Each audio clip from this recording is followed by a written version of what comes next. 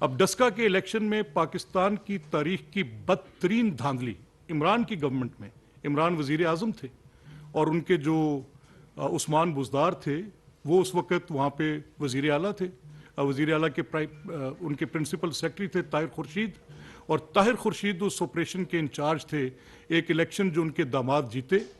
یہ تحریک انصاف کو پنجاب میں کچھ دامادوں کی بڑی حمایت حاصل ہے. ایک وہ تھے جو کہ پرنسپل سیکرٹری کے داماد تھے، اور ایک آج کل اور داماد کا بڑا چرچا ہے. میں تو بڑی کینڈیڈ بات کرنے والا آدمی ہوں. جو میرے پاس آیا ہے میں آپ کے سامنے بڑا فرینکلی رکھ دوں گا، اور جو میں آنیسٹلی سمجھتا ہوں وہ درست ہے وہ میں آپ کے سامنے بات کرتے ہوئے ہچکچاؤں گا نہیں کہ کسی کانسیکوینس کی مجھے اس کی فکر ہوگی.